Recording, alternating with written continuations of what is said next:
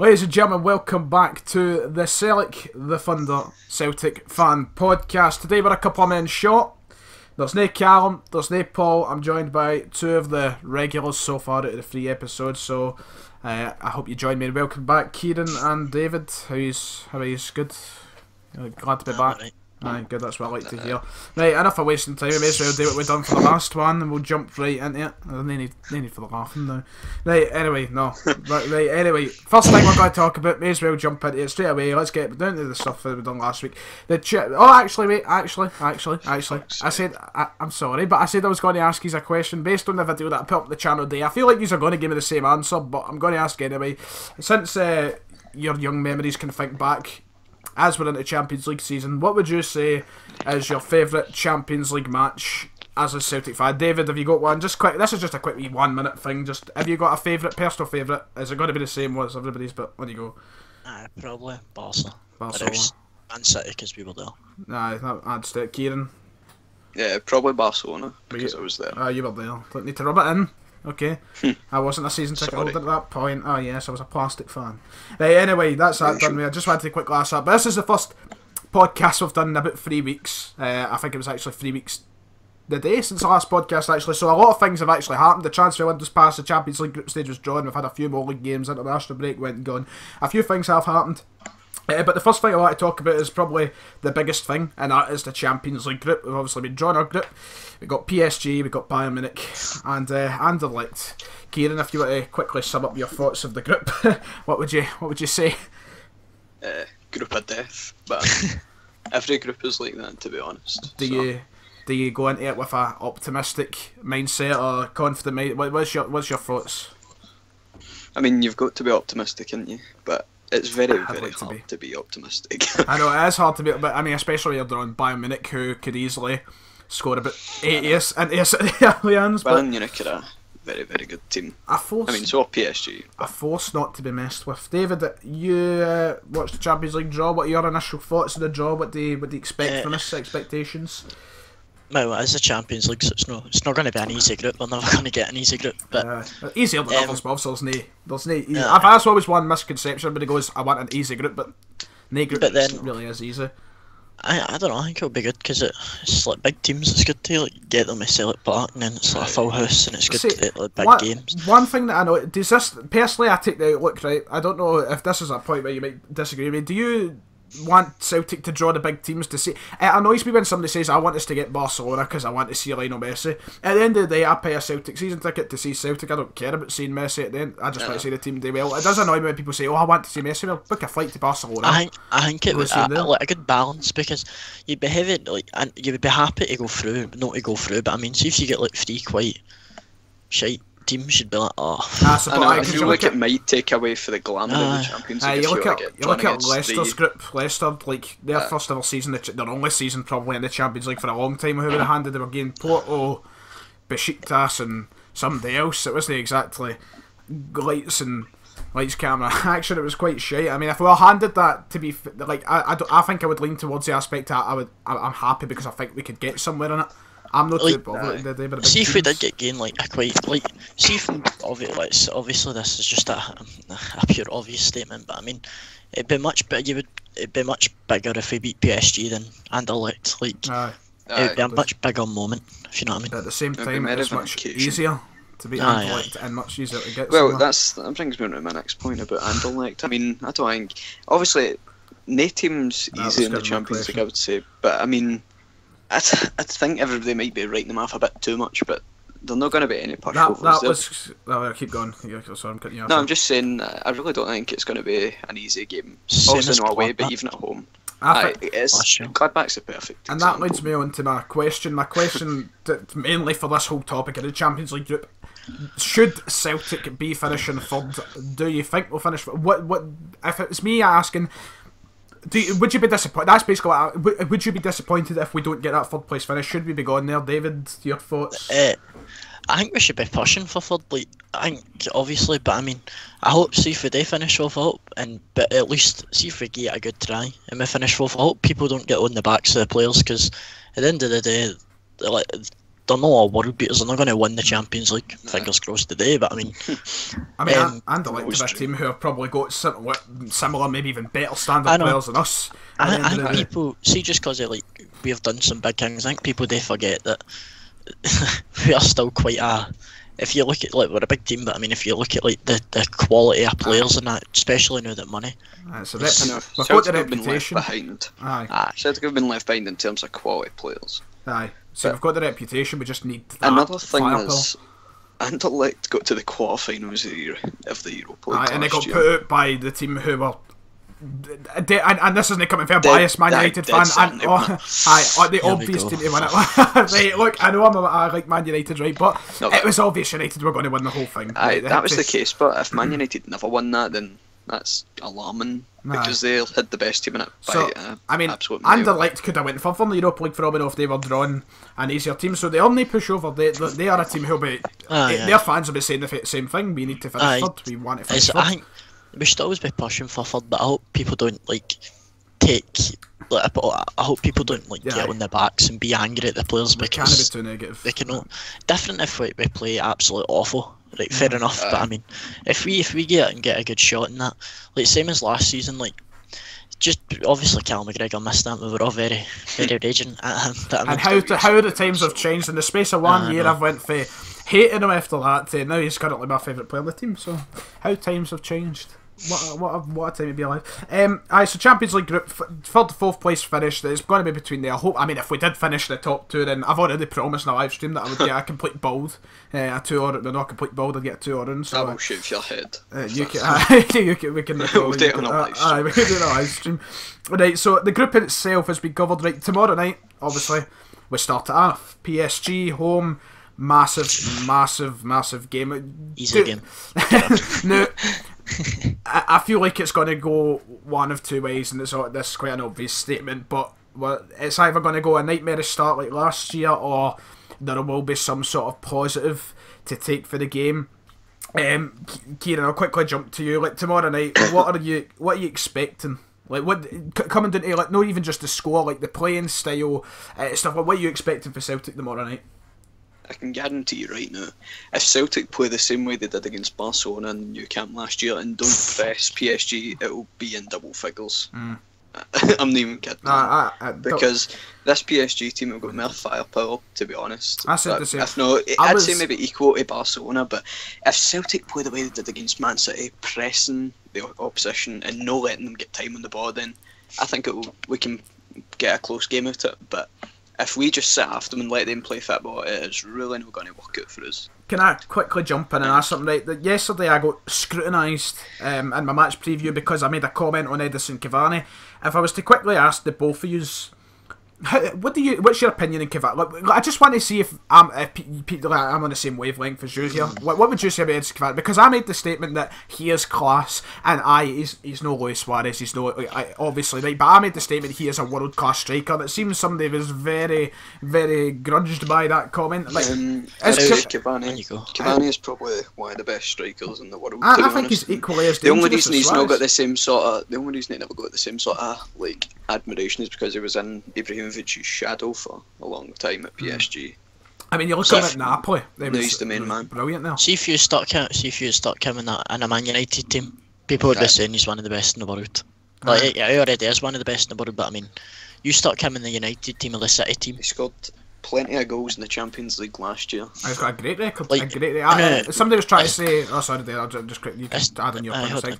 This is coming for me, and I love Lacazette. But I mean, if people say Lacazette's a world class striker, then Cavani. Exactly. Very fair point. Because a lot of people were also saying, I was reading that, somebody left a comment. A majority of Cavani's goals are tap-ins. At the end of the day, if you're told to go and play that role, that's his job. He's got to go and do that. That's his role. A goal's a goal at the end of the day. That's a striker's job. Get a goal. Be for 40 yards or 4 yards. Aye, exactly. And he's going to be equally as dangerous. This is the way I put it, right? They don't have Messi, but they've got Mbappe, and they've got Neymar's back again. So Neymar and Cavani, to me, that is just as dangerous as Neymar and Suarez. So the danger of being pumped like we were at Barcelona is exactly because going backwards is a far stronger team. See, just another thing. See, like you could argue who's got the stronger team, Barca, right, in the attack. But you see, when you look midfield, defence, and then even As the I'm saying, bench. going back. Do you know how bad it is that they could turn around and say, "Oh, Mbappe's playing terrible. We'll bring on Di Maria." Aye, I mean Di Maria is Di apparently Maria's injured for the moment, but I get what you mean. I get what you mean. But No, like, PSG are a just the stronger fact team. to I have would say. that calibre player on the bench, man, it's shocking. This PSG See, team, I'm far more scared about than I was about Barcelona last year. I would say. But that's the thing, though. Like, if you think about it, this is really like comes down to money and football again. How Celtic have been left behind in terms of the inflation of prices.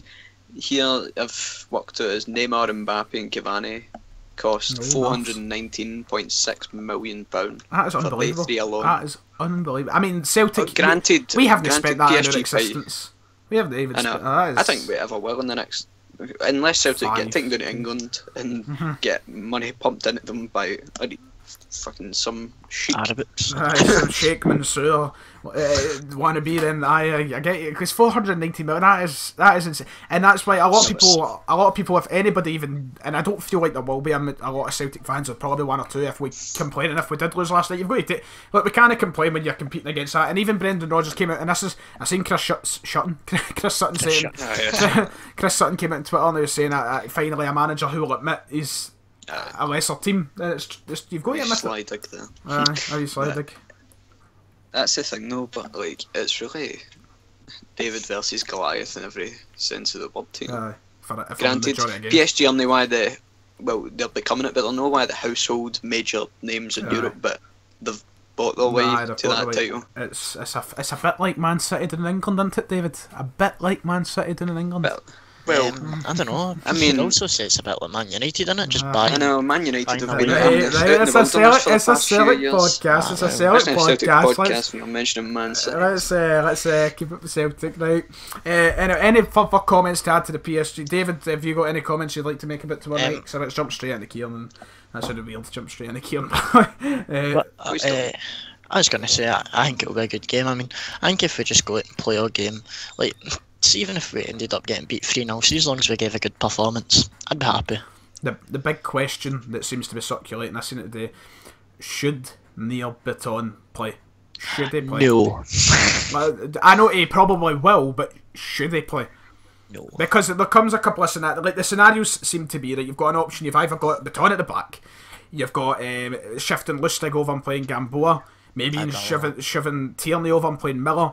And I seen one today, why don't Celtic go for 3 at the back? And 3 at the back. It would be dangerous. I can see where they're coming from because obviously then Tierney and then maybe Gamboa do act as wing backs who can drop to the 5. But at the end of the day, I would think just go with a 4. But personally, I think 3 at the back against PSG would be an absolute disaster, and that's why you're forced to play. Look what happened last year when we tried to change up tactics against Barcelona. Bang. 7. I know. That was 5 at the back as well. Trying to be more defensive. Do not play 5 at the back. Just stick to the way we play. Baton, that's all you need to do. I feel like he's going to have to. If tomorrow night is I feel like the only bit, and I will do it myself. I will go out and I will say, Baton, you're useless and all that if he does have a bad game. But I feel like this is going to mark the end of I think every Celtic fan if he makes even one slight blunder. Do you know what? See, I see playing him. No, I'm not a very big fan of Baton at centre back. I'm not a big fan of Baton, but I mean, see if Brendan Rodgers does play him at centre back, that is against Cavani and Mbappe and all that. That is just signing Baton's actual death certificate. I mean, you've got to feel slaughter. There is some sort of sympathy going into that because there's nothing else Brendan Rodgers can do. I mean, he's not going to throw iron in there as actually the baptism of fire. I mean, I like Iron, but he would be wildly at his depths against PSG. Without a shadow of doubt. I'd love to put the faith in him. I'd love to, but it just seems too difficult to do that. It was at his depth against Astana away, so I mean. Right, well, PSG tomorrow night, hoping for the best. We'll come on to the score prediction at the end for that, and I'll ask what you think. We'll see who's feeling optimistic, who's feeling a wee bit more pessimistic. We'll see towards that. Another thing that happened during the 3 weeks we didn't make one of these was the transfer window shut. we saw what happened. Celtic got all their business wrapped up. We got Encham, we got Ben Yu, we got Hayes. We managed to sign Roberts back, and Johnny Edward as well. So the transfer window, and a couple of things happening today, which we'll talk about as well, considering contracts, which was great news. But the transfer window, a lot of people complain about the centre backs, obviously, and stuff like that. Kieran, if you want to sum up the transfer window in your eyes, how did it go for you? How do you think we signed?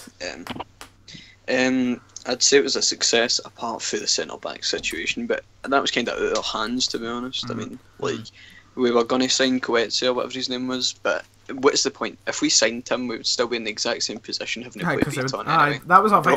Even I ignored that myself. I ignored that in my video, and I realised that when you brought it up later on during the week or whatever, it's like everybody's moaning, but he still wouldn't have been able to play against PSG at the end of the day. So and then the whole thing with the denier on deadline day fell through because he'd already promised Galatasaray would go to them. So one thing I've got to add to that is why has he went to Galatasaray? I don't understand that. I don't. Do you know? Let's see if I'm positive Roger said it.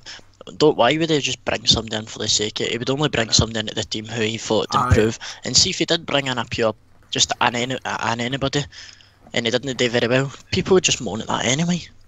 See, a lot of people are complaining. I mean, I'm partially the same view that it's back to the old biscuit tin mentality, if you will, about no spending enough on players. But when you think about it, we spent £4.5 million on Olivier Encham. Big money. That is the most amount of money we've spent for a player in a long time. Oh, I mean, who before that have we spent so much on? Because I mean, I think they're thinking more quantity of players that got brought in for that sort of money. And there's one thing as well that we need to keep in mind, and it was something Brendan Rodgers says only months into the Celtic job, and that is he wants to keep a kind of smaller squad together. He prefers having a smaller squad, so that's one thing. He's not going to, unless he offloads a player, and then I feel like that's the only time he's going to bring in a player. If we get somebody equally as big.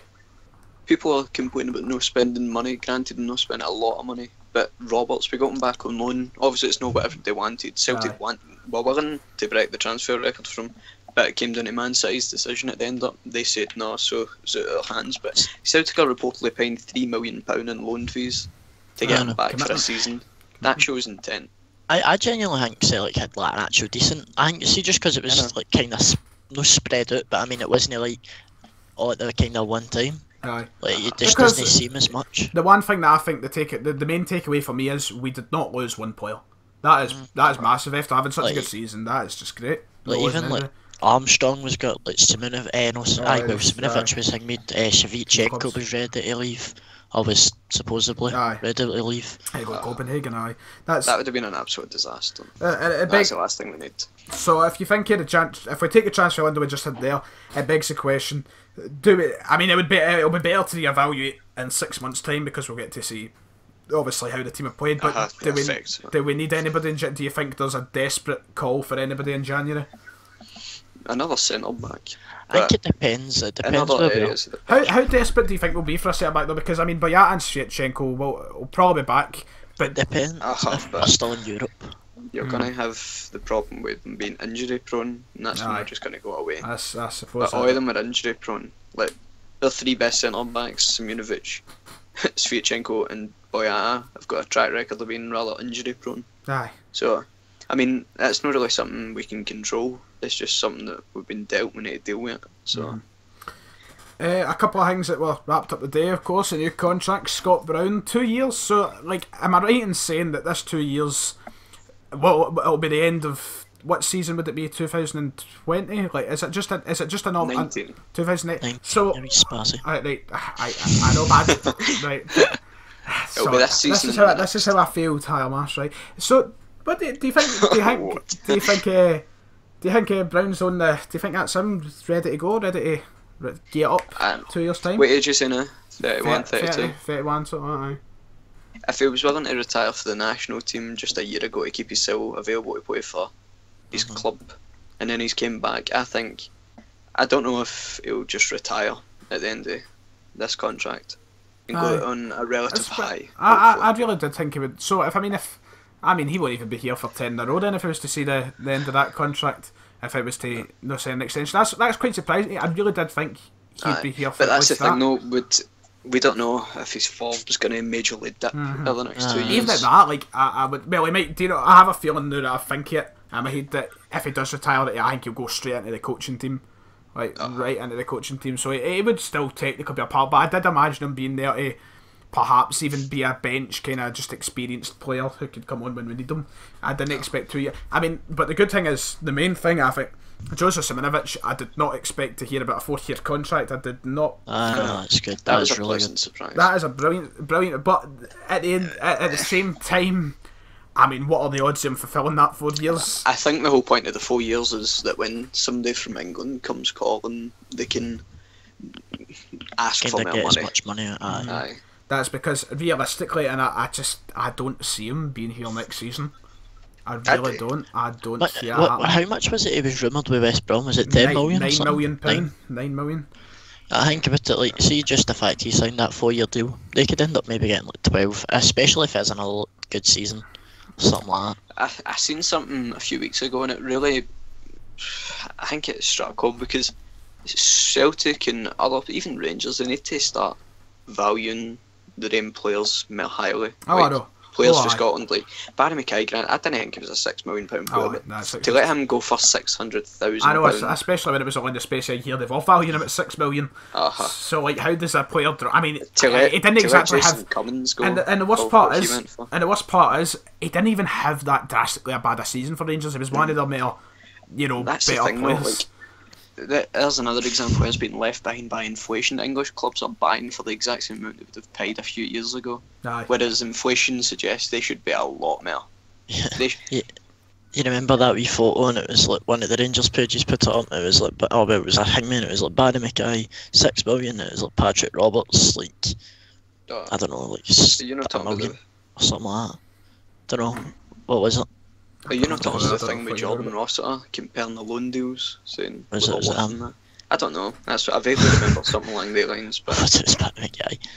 Aye, but I don't know. I mean, at the end of the day, we're going to promote. That's as Joseph Simonovic. I mean, with a 4-year contract, how much realistically now do you think we can sell him for? Because if he continues to play as well as he has the past year, I mean, what are we talking? Because I think it's going to be more than in 10. this new market, and if teams like West Brom, like that sort of end of the Premier League, are going to be buying players, I say you don't let out for anything less than £15 million. And at the end of the day, I think we've just got to be a bit more greedy then, because even if West Brom say, oh, no, well, I'm not paying that, well, we get to keep him, which is still positive. Personally, I don't believe Moussa Dembele to be worth £40 million, but in today's market, somebody will pay it.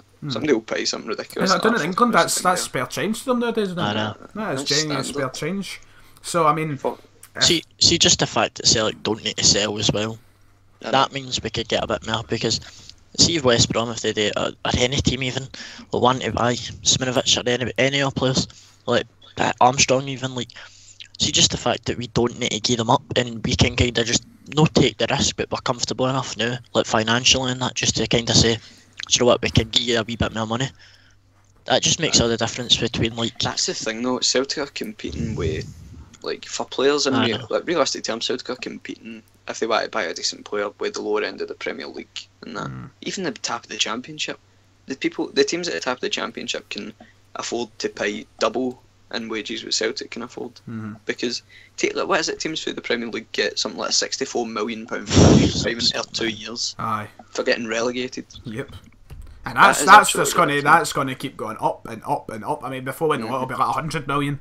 And it's crazy because we get, what, 6 million for winning the league? I think it's 3 million. I'm not sure. Jesus. I remember writing an essay on it in third year, and I think I wrote about 3 million, but I expect it to go up by now. I know. But in TV money and that, like, I'm pretty sure TV money for the Champions League last year, Celtic got something like 14.3 million euros, which is near enough 5 times. Nah, not 5 times, but it's at least over 4 times what we get for winning the league. But I mean, I feel like it's going to be immensely difficult for us, obviously, to grow the popular, because there's too many people that have the opinion that Scottish football's rotten. So I mean, it's going to be hard to attract that extra money for TV because nobody's going to be willing to watch it. But hopefully, rolls in sometime. But get some man else when Ronald Villiers for Bury. There we go, brilliant idea. Says he hates Scottish football. So Ronald Villiers, Bury loyal for 1986. Ronald Villiers, Widcombe and Pump. So anybody else got anything to add about the transfer window? Edward. Oh, I forgot to bring him up. Odzoni Edwards. How Right, are you feeling? I never watched the game on Friday because I was a wee bit busy. A wee bit, just a wee bit. I was busy. No, I missed it. So But I seen the highlights and he looked heavy, strong and fast on the ball, man. He really did. Like, not even his goal. Just looked massive. One thing I feel like we have to be cautious of, and I don't like the amount of comments I was getting in my video, like, start him on Tuesday night. I'm like, right, just calm down. He's had one game.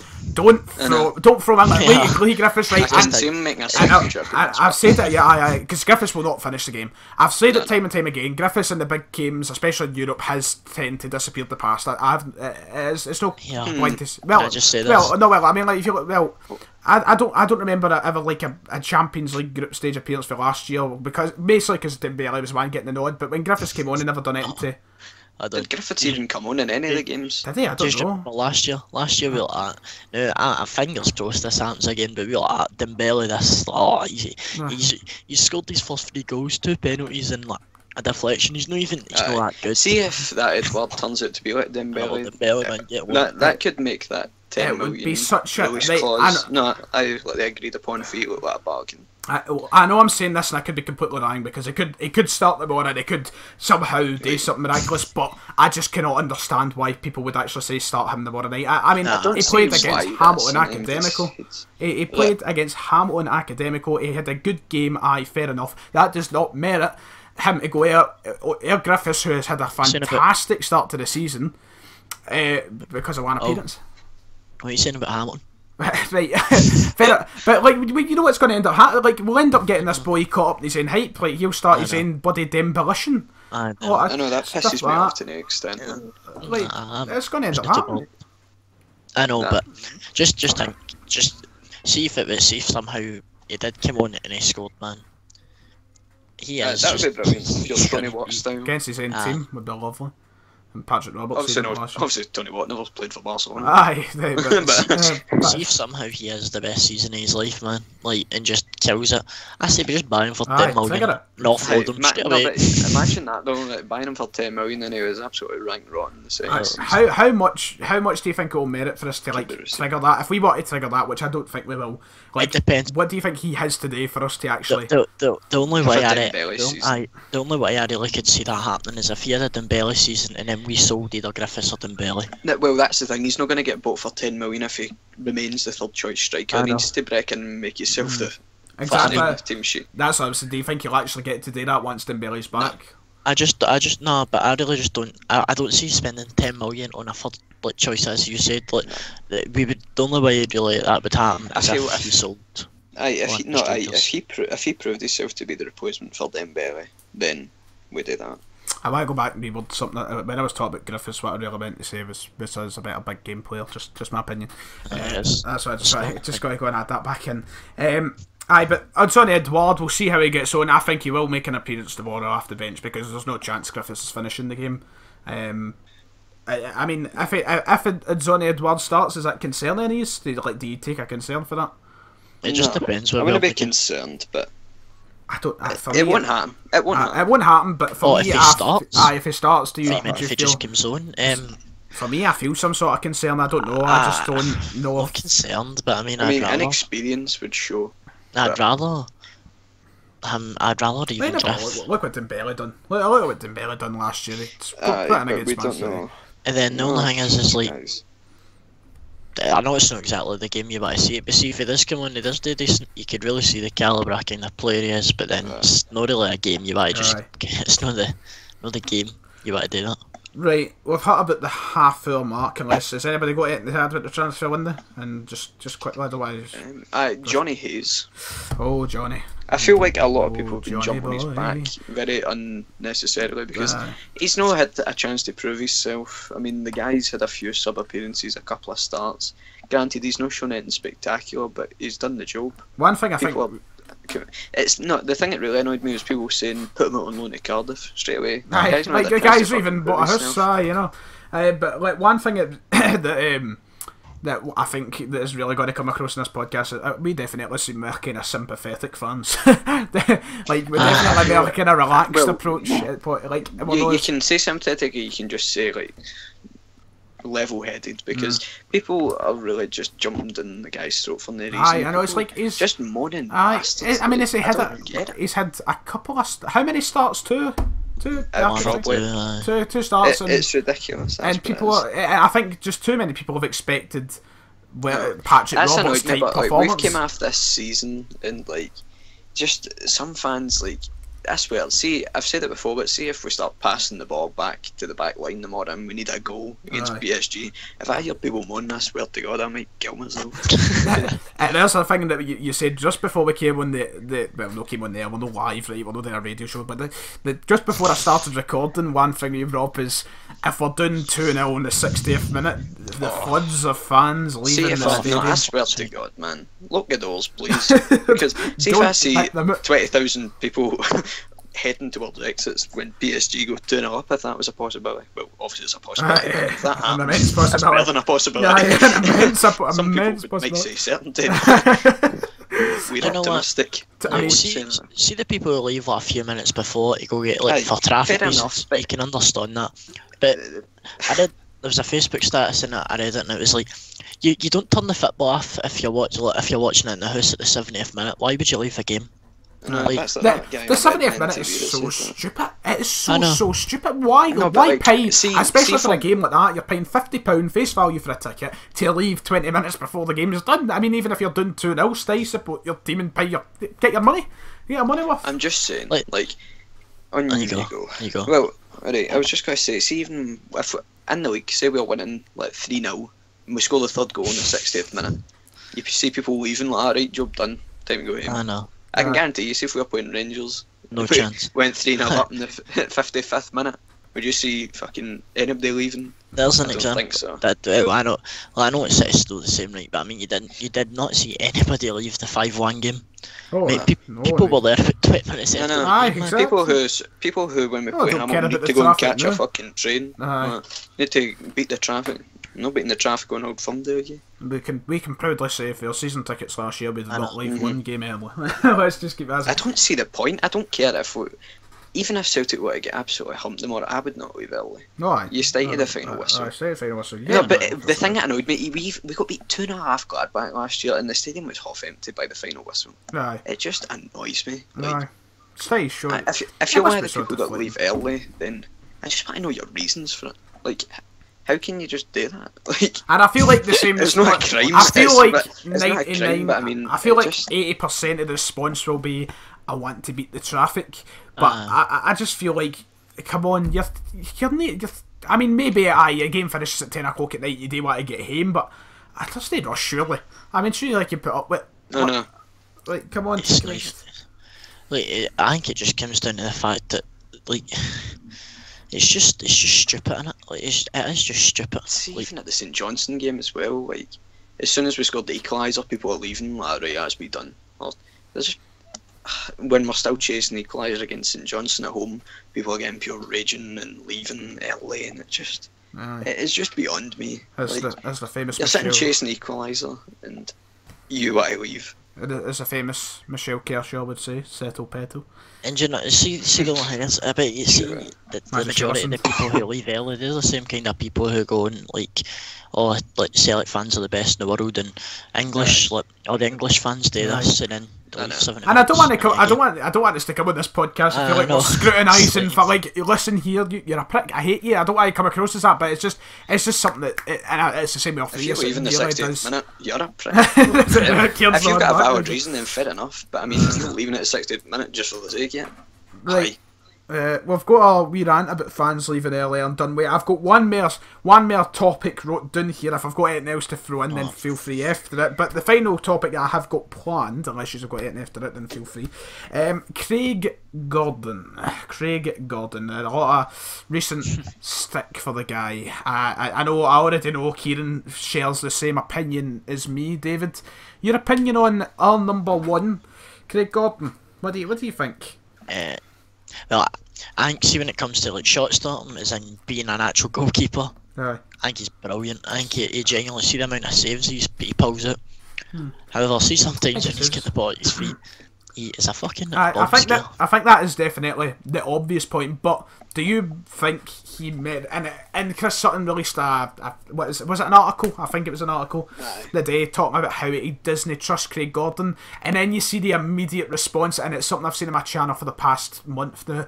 Get rid of Gordon, replace Gordon, get rid of Gordon. I don't see what he's. I mean, come on. Get who? Who at this point do we actually know? It's like, Doris DeVries, we're going to put him in goals, we're going to shove him in. Who are we going to even sign? On you go, Kieran, feel free. Last year, right, people jumped on Gordon's back, Gordon this, Gordon that. He was out of the team. Doris DeVries got brought in. Grant never did it in the 5-1 game against Rangers, but it was one of the main causes of that goal that they actually did score. Aye. The guy was fucking dreadful against Inverness. It was dreadful. There was one game. He couldn't have. See when we got beat 7-0 Barca, it's not so his fault. But shot-stopping wise, he was having a fucking laugh that night. I'm not even having. But I don't know how MD can. Like, who are we going to bring in at Celtic? Michel Vorm to come and sit on the bench? I don't know. See if we were to bring in the next fucking De Gea, fair enough. But I mean, this is definitely another example of us being the level-headed fans, right? But like, it's I genuinely don't see how you can get. He has saved us so many times and so many different examples you can give. It's so much easier for people to pick out the things that he's done wrong than praise him. Because Gordon saved us so many times last season, as you've said, and this year, just because, right, granted, he's letting a couple of shots at his near post, right? None of them have exactly been costly as such, but I mean, then all his time like the past year playing this new system, playing it out for the back. How many times have been proper caught out, like passing the ball to the defender and they've scored?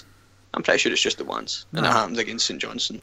The one proper costly error of him passing the ball out. I know most of his errors, most of his blunders are even leading to goals. See, I think people do. See, being a goalkeeper, man, that must be the hardest job, because honestly, see if you're a midfielder and you make a mistake, you've got the defence, the rest of your midfield to kind of try and help you. See if a goalkeeper makes a mistake, there's nobody there to help him. There are definitely some inexcusable, like that. Who's that Dundee keeper, Bain? I mean, the mistake he made against Rangers, there's no excuse. Right, there is no excuse. Gordon, like, that's the way people make out as if Gordon does. Like, I even last season, I was kind of like, I like Gordon, but I didn't want Gordon dropped for the team last season. I said that at the time. I didn't understand it. See, even if you think he's the best goalkeeper in the world or the worst, see just that wee video of him pure celebrating it. I think that warrants see that freeze frame of him on his knees, that is one of my favourite photos in our club's fucking history. I love it. It sums up that day. It sums up that day perfectly. See if that was like Tierney or like Brown, that photo would be so much bigger than what it is, just because it's like Gordon. See, and the annoying thing is, and I know it's two different positions, but see if Tierney was to make a mistake anywhere near Gordon gets it, they get him at the team. Tierney, it's alright, son, it's fine. And I love Tierney a day, but everybody treats him as if he's this immaculate, like, if he makes a mistake, it doesn't matter, whereas Craig Gordon gets treated like absolute dog meat. I know, I was going to say that there. I was like, I do love Kieran Tierney, he's one of my favourite players in the team, obviously. But he rarely makes mistakes, to be honest. But I mean, when he does make a mistake, you would think, like, you don't hear about it as much. Like, but I can guarantee you, if James Forrest made a mistake, people would you don't need to tell Ryan that twice. I don't tell you that twice. I still. James Forrest can barely do it. He's got a fat bastard on his back. I'll stick. Right, cheers, David. But I'll stick back. James, we're not going to get back into the James Forrest argument, right? But he has had 6 years. I don't care about second chances. James Forrest is the scapegoat. I know. Celtic fans moaning. He just gets it on his back. He deserves it. Kieran Tierney could pass the ball straight to either the defender's feet, and James Forrest is still winning. I will admit sometimes that's unrightful, but Forrest could genuinely put in a Roberts performance, and you would still be like, that's what I feel this season as well. Roberts won't be able to do. Roberts will do no wrong this season in the eyes of some people. Right, well, we've covered Alright, I'm sorry, Kieran, I cut you off there. I mean, I never really had much, mate. Right.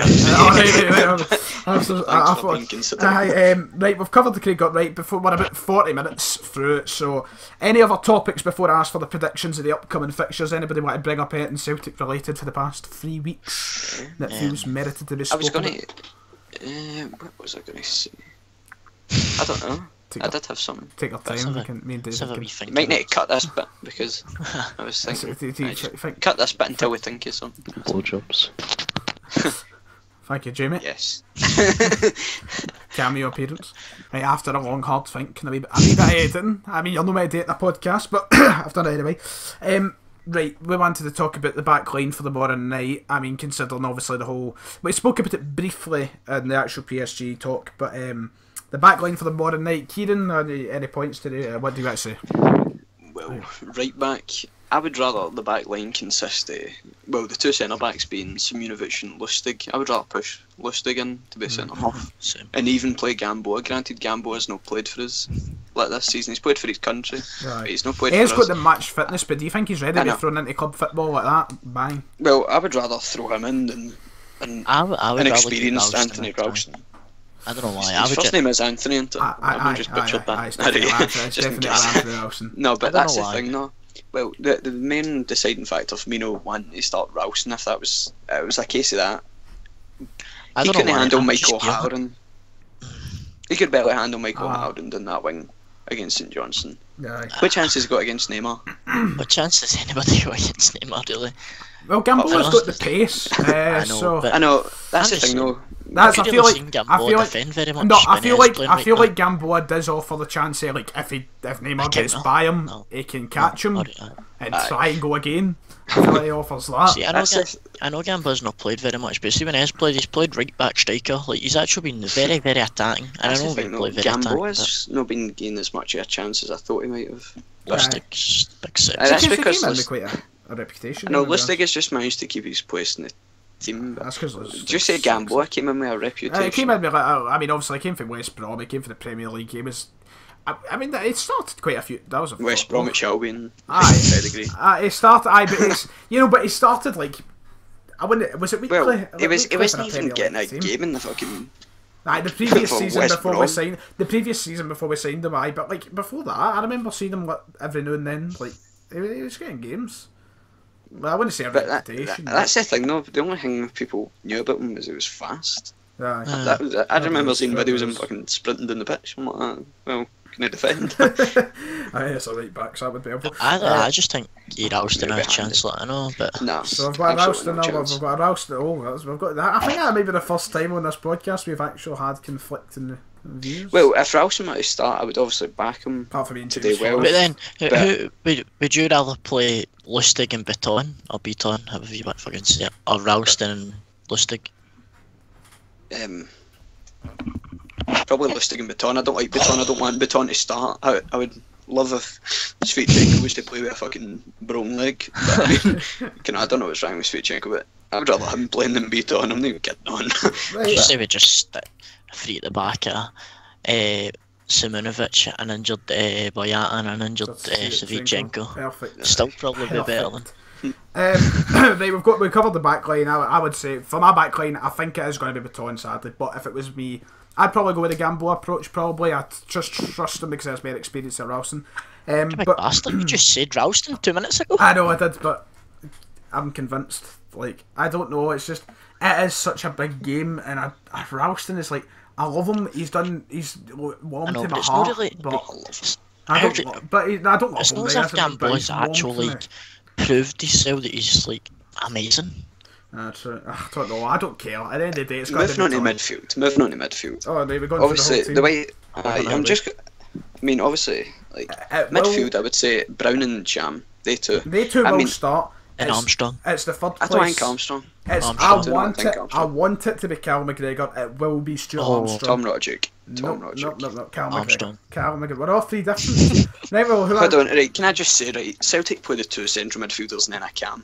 Who would you want, Cam? Cal McGregor. Armstrong.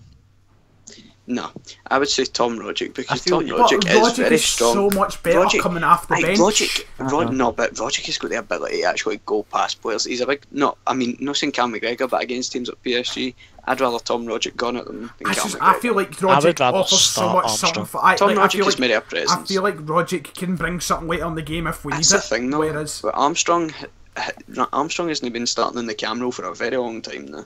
Armstrong has been playing beside See, to be Brown. quite honest, I wouldn't be surprised if he maybe dropped Brown into like CDM and played Armstrong but centre Callum mid as well. McGregor has been Celtic's best player in 2017. I know, but So I feel like he warrants the start. I feel like he deserves it. I feel like he No. can give the best I performance. mean, I wouldn't have a Referee. problem. I just Aye. would prefer Rogic.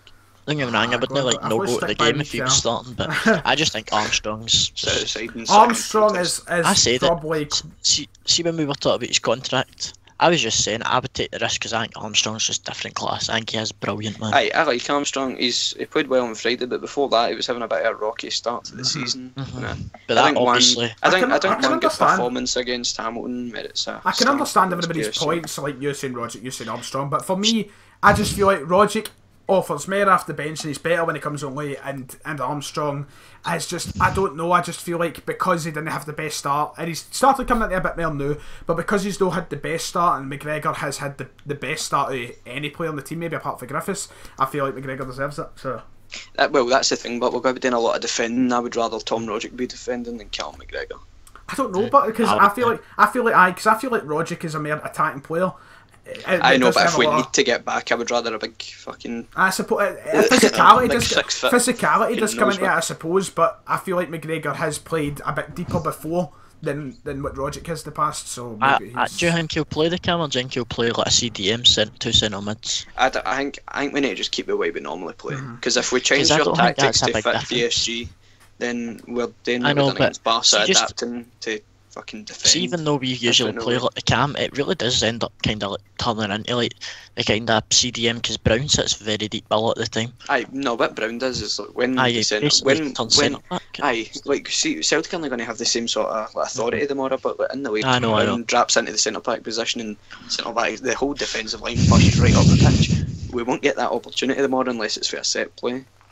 And unless we somehow take absolute control of the game and let PSG at their 18-yard box. in a dream world. I know. Then I wake up in the morning. Aye. Well, they go to the game now. But right, on to the in the wingers. morning.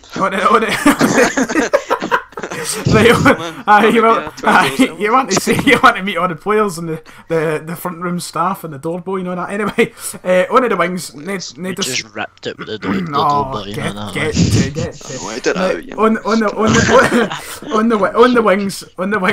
There's Jamie right now.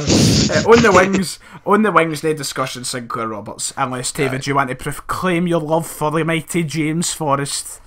Oh, you go. I would say Roberts should start. However, I feel if James Forrest did come on, I think Roberts will after get the full game. people should maybe give the boy a break. I know. I think Roberts will get a full game tomorrow.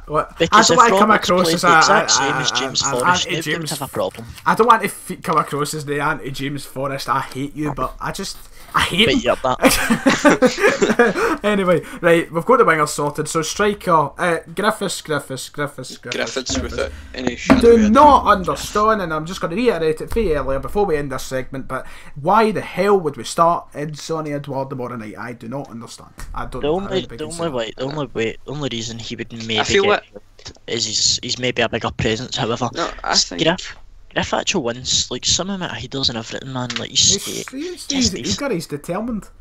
I feel like people have got the impression that Griffiths is injured now, and that's why he started Edouard, but he isn't.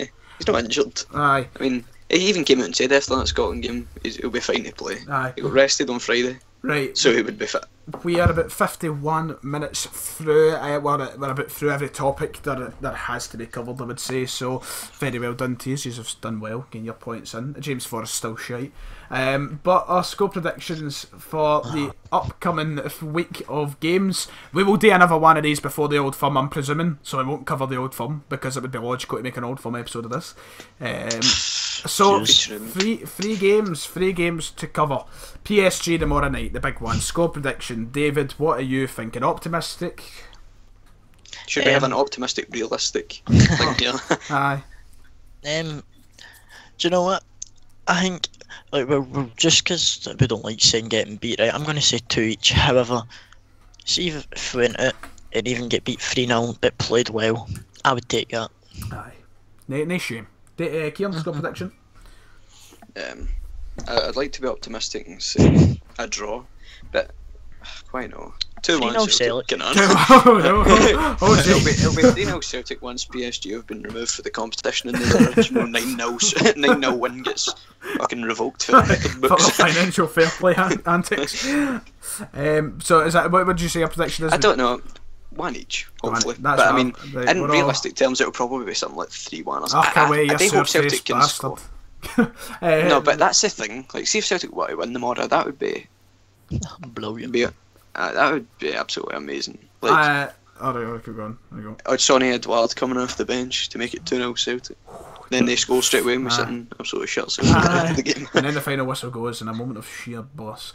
Right, then we've got Saturday, 3 o'clock kick-off at home. As normal as you like. Ross County should be absolutely battering them. Whatever we do on those is a different story. Because we're coming off the back of a European game and European hangover is a thing, I'm going to go for a 2-0. Ryan, can I just make a wee hang with you?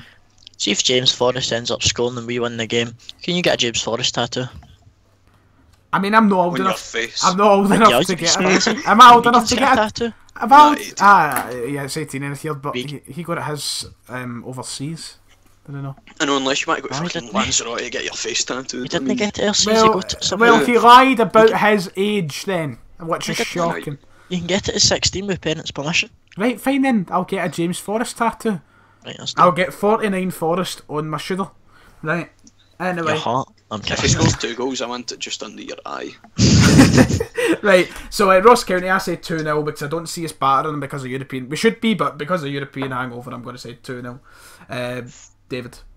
4-0. Okay. I was going to say 2-0, but I'm going to go 3-0. 3-0, so we've got a 2-0, 3-0, 4-0, lovely. And then next week, I cannot be asked, to be honest with you, Dundee away in the Cup, the quarter-finals. Are we off to Hampden, David? I just can't see us beating. They're just a much better team than us, to be quite honest. You know, if we walk away with a replay for us. I'm going to. Right, I'll ask you first, Dave, but I'm going to say 3-1 Celtic. That's qualifying. I don't know. I feel like because it's away from home, I think it'll be a harder game than what we're anticipating. I think we'll win. I think it might be one of the games where it's like we're comfortable, but it just isn't kind of. I just hope, because it's the cup as well. I just hope there's no any upsets or nothing. So I'm hoping I would take 1-0. See, as long as we get through the real test is because last year we didn't have one away game in that cup anyway. We didn't have one away game, so you know, see what it's like this year. So did both of you say 1-0 there? I'll say 2-0. I'll say 2-0. Right, well, that about covers it. I mean, one thing David wanted to bring up was the whole Pedro Caixinha thing, but because the next episode will probably be very Old Firm based, then we'll bring that up there and then. But for this episode 3, I thought it went down very well, so thank you, gentlemen, for joining me. And hopefully we don't need to wait 3 weeks. Hopefully it won't be 3 weeks for the next one. David. Do you mean David? It's your fault. Anyway, thank you, ladies and gentlemen, for watching. Make sure you hit like and subscribe and all that. Make sure you check out podcasts on SoundCloud if you've whatever, I don't know. So until next time, banging SoundCloud. Kill yourself. I'll see you all next time.